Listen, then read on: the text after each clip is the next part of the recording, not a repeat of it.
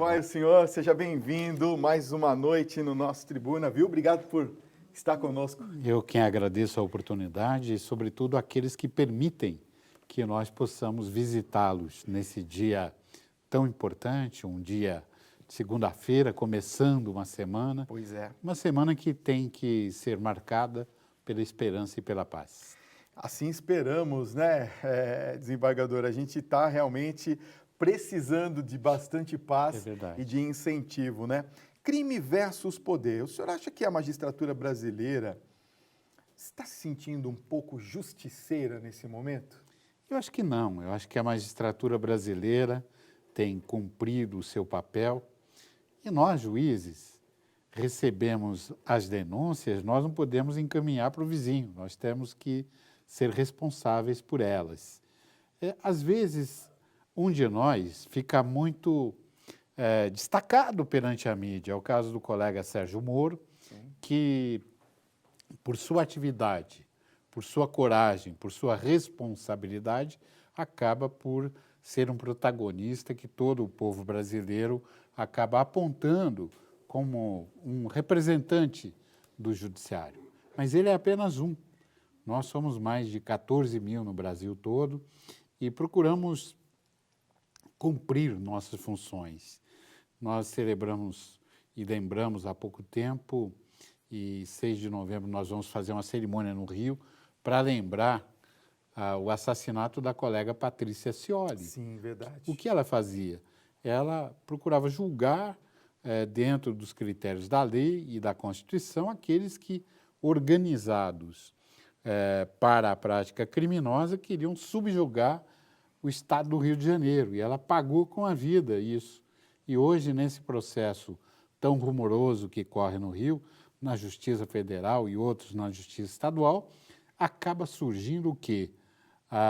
O juiz como protagonista disso. Hoje a gente, infelizmente, temos que chorar porque uma colega foi assassinada, mas ao mesmo tempo nós sabemos, mesmo que a nossa vida possa representar a diferença, nós estamos dispostos a lutar na linha de frente para que o Brasil seja igual para todos.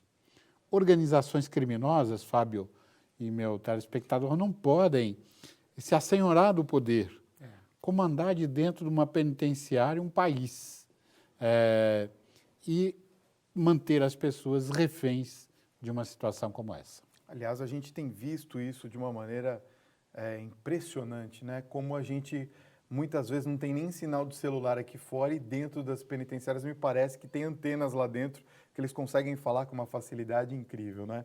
Agora, desembargador, não há como negar que nós estamos passando por um dos momentos realmente mais importantes da nossa história republicana.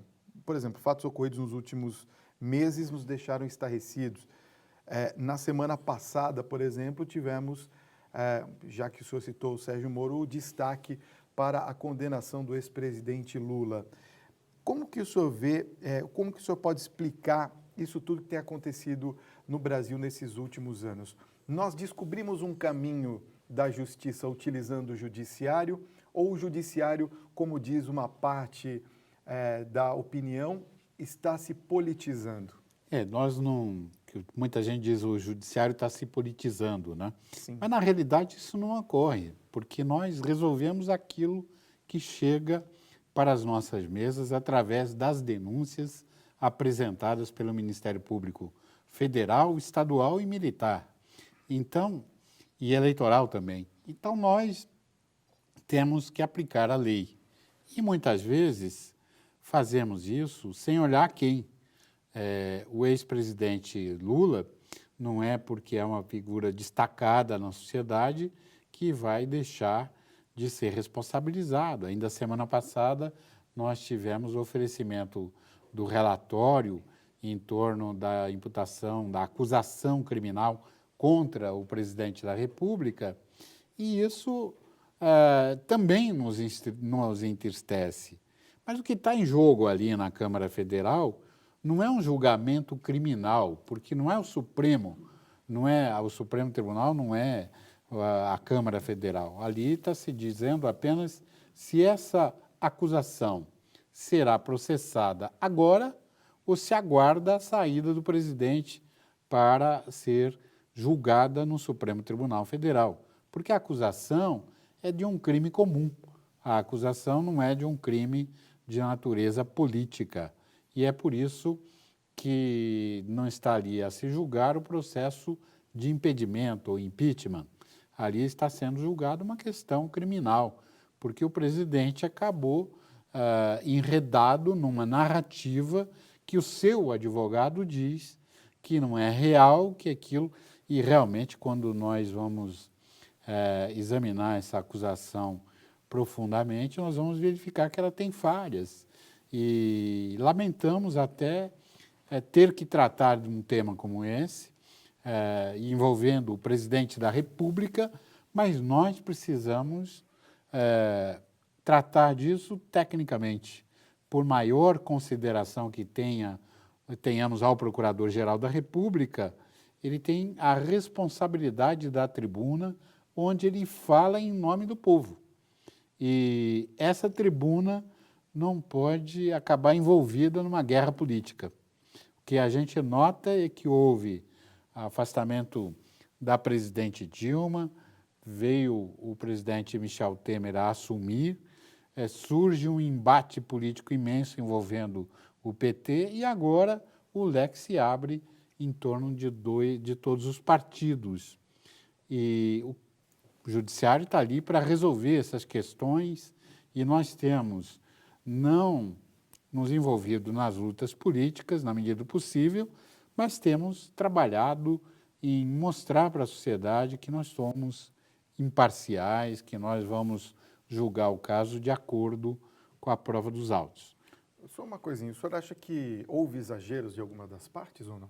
Eu acho que há um tremendo de um exagero, porque nessa guerra política que acontece no Brasil, muitas vezes se esquecem de quem está na rua, da população, dos nossos quase 14 milhões de desempregados. Então, o que há é um embate político imenso, não é? Entre oposição e situação, e isso não tem sido positivo para o povo, embora você brasileira, tenha feito o nosso PIB, por exemplo, na área da agropecuária, bater recordes. A balança comercial está positiva, a inflação deu uma arredada, mas a raiz de todo o poder é a sociedade, não são as autoridades, não são os políticos, e é por isso que eu queria me valer desse canal cristão, que é a Rede Vida, para fazer um apelo a você, pai e mãe, porque não adianta querer tudo resolver mandando as pessoas para a cadeia. A cadeia é o lugar onde começam os problemas da sociedade, eles não são resolvidos ali. Então, queria apelar muito a você, sociedade organizada, especialmente a você, pai, a você, mãe, traga o seu filho para junto de você, eduque o seu filho como é correto, obedecendo às leis, à Constituição, e se puder observar os 10 mandamentos, já é um bom caminho para termos um país melhor. Verdade. Bom, nós vamos conversar, já quero falar um pouquinho também sobre a questão da Lava Jato, mas eu quero que você participe conosco. 11 95033 6870. Este é o nosso WhatsApp, está aqui na minha mão. Eu quero que você participe conosco nesta noite. 11 95033 6870. Envie o seu comentário e também a sua pergunta para esta noite. Eu vou dar um recadinho, volto já. Muitos profissionais do direito avaliam que a Operação Lava Jato vem ajudando a rebaixar o direito de defesa no Brasil, por usar, por exemplo, métodos como prender preventivamente, até para forçar as delações, abusar de condições coercitivas.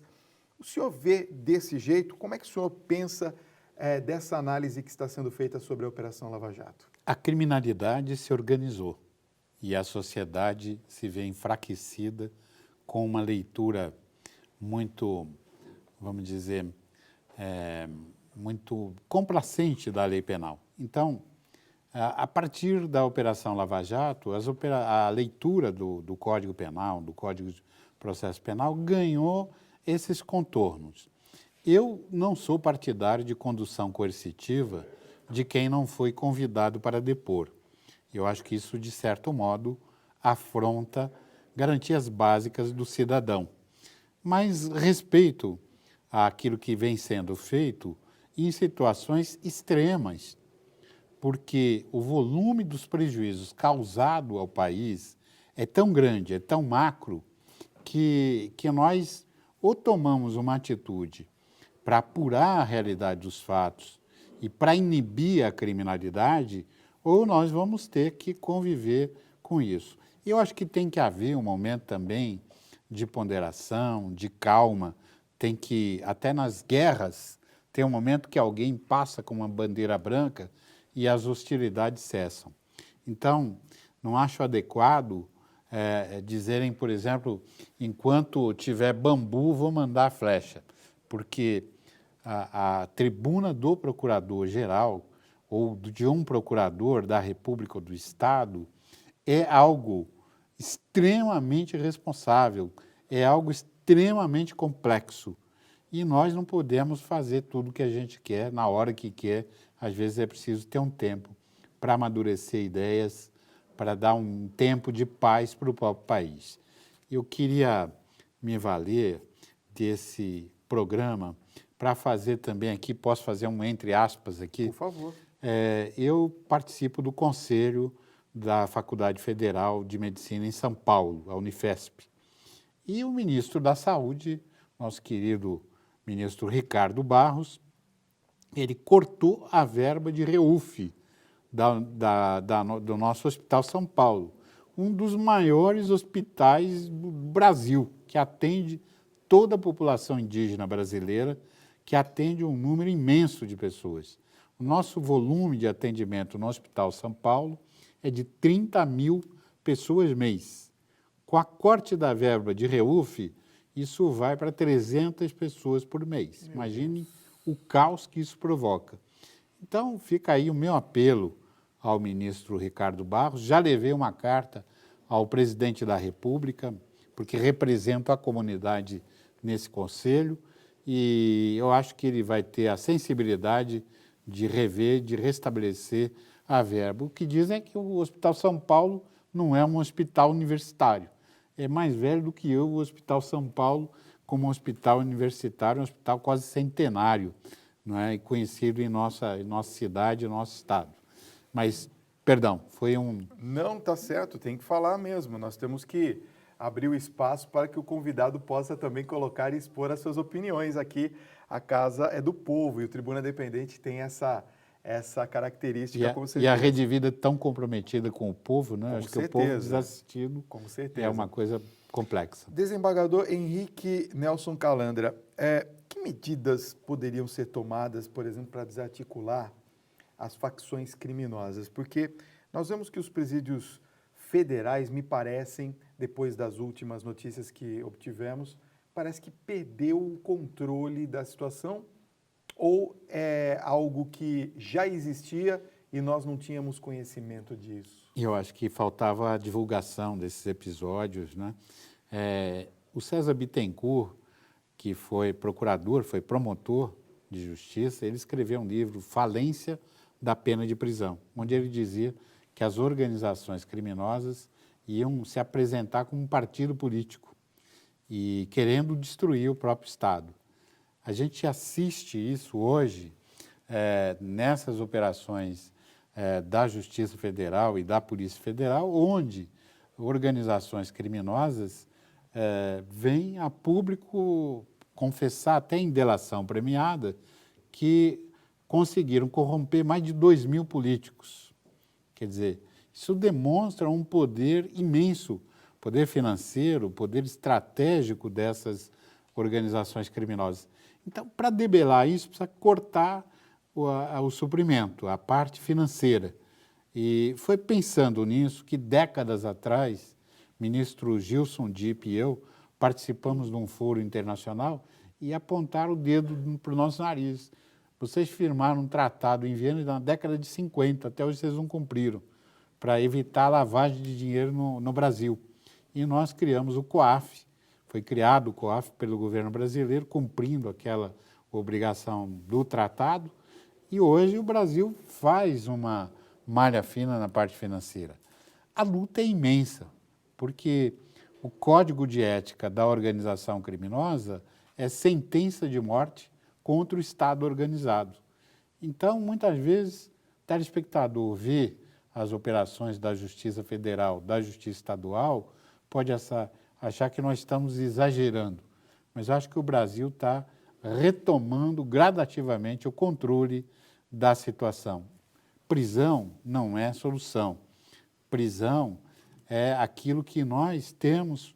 Nós não temos pena de morte, nós não temos prisão perpétua, nós temos pena de prisão. E a pena de prisão tem que ser cumprida dentro de estabelecimentos penitenciários. E o Brasil não constrói presídios. Infelizmente para nós, o ritmo de construção de presídios é lento, todo mundo quer ver a pessoa condenada à pena de prisão, e quando o juiz vai mandar alguém para a pena de prisão, vai verificar que milhares e milhares de mandados de prisão não foram e nem podem ser cumpridos, porque não tem onde botar os presos. Mais de 200 mil presos cautelares e provisórios, e isso provoca um caos dentro do sistema penitenciário. Bom, nós vamos continuar esse assunto. Eu tenho uma pergunta tanto quanto polêmica, mas quero que o senhor comente daqui a pouquinho. Desembargador Henrique Nelson Calandra, quero fazer uma pergunta aqui que com certeza uma boa parte da população brasileira gostaria de fazer a respeito da questão da administração dos presídios brasileiros. Muito se fala a respeito desta administração passar a ser privada. Como que o senhor vê esta questão, que eu sei é delicada, mas é uma questão que deveria se colocar para o debate ou não? Eu acho que sim. Já houve esse debate anteriormente, os tempos eram outros, até melhor a condição financeira do Brasil, mas eu acho que nada impede de nós voltarmos a esse debate. Nos Estados Unidos da América há prisões privatizadas e que funcionam muito bem, e em países da Europa também. Então, isso não quer dizer privatizar totalmente a responsabilidade do Estado, mas alguns serviços já são terceirizados dentro do sistema penitenciário brasileiro. Fornecimento de alimentação, parte de limpeza, parte de manutenção, e muita coisa é privatizada. E eu acho que nada impede que nós raciocinemos com isso. Eu tenho colegas da seção criminal do Tribunal de Justiça de São Paulo que criticam ferozmente essa ideia, porque dizem que a iniciativa privada pode acontecer como aconteceu na Colômbia. O Pablo Escobar era o dono da empresa que explorava o presídio, a mão de obra do presídio, o próprio prédio foi por ele construído. Então, eu acho que o desvio não serve para justificar a negativa da modernidade. Eu acho que nós temos que pensar num novo modo de cumprimento da pena. Pena tem que ser a pena de ressocialização, com possibilidade de trabalho, recuperação.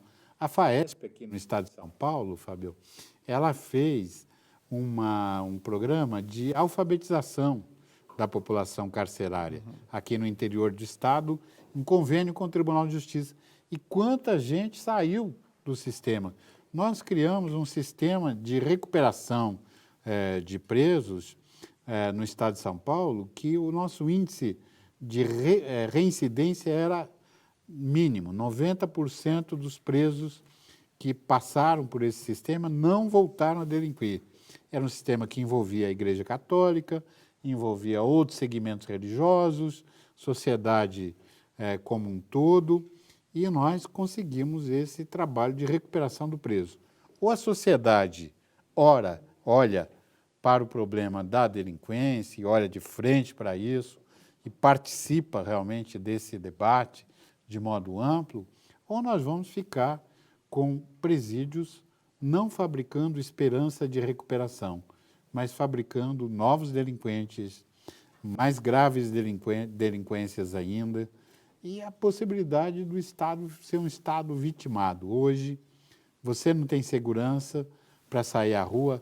Um magistrado, para sair à rua, muitas vezes tem que andar escoltado, e tudo isso porque nós não temos uma lei penal que seja eficaz, nós não temos um sistema penitenciário que atenda à necessidade que tem a pena de reciclar, de ressocializar. As pessoas reclamam muito, o preso vai sair para a rua, mas cumprir a pena eu vou fazer o que com o preso, não é?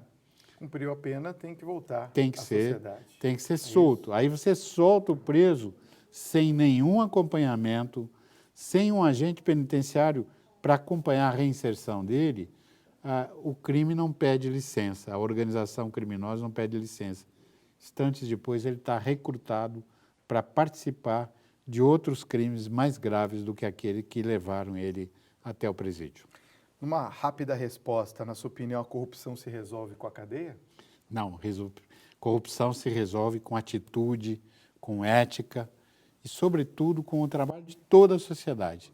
E essa tribuna independente é um lugar onde essa corrupção pode ser reduzida, diminuída, afastada, porque aqui ideias são debatidas, o povo é esclarecido.